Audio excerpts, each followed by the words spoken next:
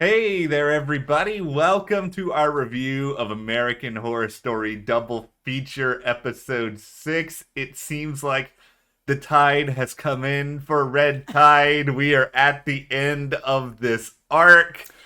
And in true Ryan Murphy style, he started out strong and he did not stick the landing for me. There's nothing Ryan Murphy apparently loves more than like trying to say some like big overarching message and or incorporating Hollywood and or making things just way too complicated for their own good. I even saw a comment this morning in our comments that said that he should have taken his own black pill before writing this, and you were right. Whoa, yeah, no kidding. I think there was a lot to like about this season, but it's just like when you build up and like create this level of expectation, you got to be able to deliver the end result. And I was even surprised just from the start, seeing how short this episode was in comparison to some of the others. Yeah, I was kind of surprised by that too. I mean, there was still a lot left in the town to wrap up. There was still a lot there. When I saw how short it was, I was kind of like, oh. And then they just kind of wrapped up the town part really quickly and moved into some other stuff. But we will get into all of that. Yes. American Horror Story, it's not over. We're going into the next part of the double feature. So make sure you hit that subscribe button. We will be here every week breaking it down. We love this show. Yes. Even if it's not perfect all the time, it's a fun ride. I already love the title for the next episode, everyone. Take me to your leader. Love it. I can't wait for the aliens. I've been super excited for the aliens. I can't wait. I really hope it's good. Like I really, really do. And okay, this is the biggest issue I have with episode 6 is that, we covered American Horror Stories on the channel earlier this year. And there was an episode in that entitled Drive-In. And it feels like, not to spoil Drive-In too much if you haven't watched it, but it feels like this is the same exact ending that we got with that episode. And it didn't really do anything for me. Listen, I like Ursula and like to hate Ursula as much as the next person, but to me, Ursula's story was not the show's story. This was not the story of this show. It was about this family for me. That's how it started. That was the middle of it. Ursula was sort of this supporting character in this story, but this whole finale felt like it was really about Ursula, like a lot of it. We even got just like the tiniest bit of Belle and Austin and their wrap up of their story, which I was just like, okay, this could have been just the whole episode. Like, I didn't need to leave this sleepy town where all these bad things happen. I think my expectation was that we were going to stay in this town and that it was sort of going to be this creepy ending where it's like, okay, maybe Harry's family doesn't really make it out of this alive. Maybe it's only Alma. Maybe she ends up being sort of a protege of Belle and sort of that feeling where it's like, this town is still going to be a creep show going forward. The next season where people are going to be going up there to write is going to create a whole new slew of problems where it's sort of like, we get some ending for the family, but we know that this is going to continue on and that there is more horror to come in this town. Okay, how my desired ending for this, I guess, half season. Yep. Yours is much more, I think, realistic to what the show probably should have done because that's sort of what American Horror Story does. I'm an idealist. I want to believe in hope and happiness, and I wanted to see a combination of things, which included Ursula being thrown straight into the ocean where she could just be like Ursula and the Little Mermaid and be down there somewhere and we never have to see or hear from her again. I would have loved to have seen an ending like that where Alma gets, kicked into the sun. But this is, not that type of show. I realized going in I was going to be unrealistic and thinking that, okay, we're going to have, I don't know if a happy ending is the right word, but That's like going into the blacklist and being like, Reddington's gonna have a happy ending at the end of all of this. No. yeah, I knew that wasn't going to happen, but I also just found it unsettling, the idea though that all of the inherently worst people on this show ended up winning. Ursula, horrendous human being. Alma, terrible. Yeah, it was, I mean, listen, it's American Horror Story. So I didn't necessarily think that the heroes were going to get out of this. That's one thing that Ryan Murphy has done a very good job with, especially if you even go back and watch American Horror Stories. Sometimes the good guys got away, sometimes they didn't. And that's good. You want to be able to get to the ending and not be able to predict that they're going to wrap it up in a way where it's like the good guys got away. But that's why I was kind of hoping for not this ending where it's just the bad guys win everything. Everything is complete destruction and mayhem and just like the entire Hollywood burning to the ground. I was just like, okay, this is, what am I watching? I just didn't feel like I was still watching the same story anymore. No, it felt like too sort of radical a change. It felt too unneeded, especially with the rest of the episode. Because I will say this, I thought we got off to a good start. Like, I liked that first scene of the council meeting because it was so ridiculous and over the top. And I loved that we got, Dot Marie Jones on this show. That was so cool. Like, she's like one of those Ryan Murphy actors. She's like, Leah's like, okay, when is she gonna show up on Horror Story? When are they gonna give her something to do? And I know it wasn't a big part, but it made me happy to see her. I was hoping that that was what this sort of episode was going to be about, that she was going to come in and basically be like, listen, we need to figure out what's going on, and that the council would be in a little bit more where it's, that the council knows what's going on with the town. Then we had this sort of meeting of the minds after the council meeting where they were kind of like, listen, Belle, Austin, you guys got to get this together. Get this family out of here. Like, it's hurting the entire town. We need these writers coming in during, the more lucrative season where people come here and spend their money and make our town be able to sort of continue to flourish the way that it does. Like, get things back on track. I thought that the whole ending was going to kind of be about that sort of thing of like, how are we going to get this all on track?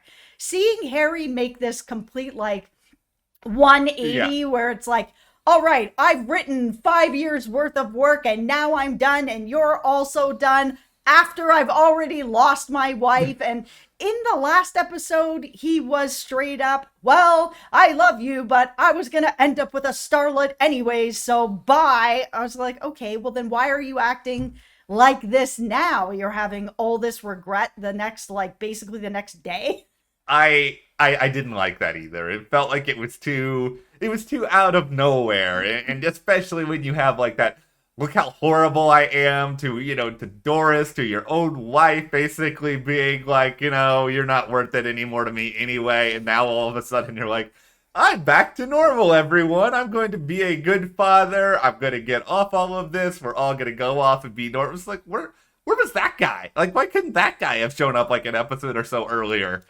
I was hoping, and tell me if I'm wrong in the comments and I missed it. So we had this scene where Ursula goes to the cemetery and she basically gets everyone who was not talented and is like, okay, listen, you guys want your revenge. Here's a chance for you guys to get this. Here's a chance for you guys to prove yourselves. You don't have to live this type of life. And she gives them this experimental pill that is the promise of ending all of this, to go over and help Harry and Alma get out of the clutches of Belle and Austin and get out of this alive. I was like, this is a very cool setup. I actually really like that they were able to bring in sort of the forgotten people that took this pill and ended up like this. I didn't see Doris in there. There was no focus on her if she was in there. So seeing everyone come in and take out Belle and take out Austin, and Ursula shoots everybody, I was like, okay, I'll accept this. But I would have accepted it better if Doris was there because I wanted to see her get some relief. I didn't see her there. If you saw her there, please let me know that I missed it. I'm going to have to go back and rewatch.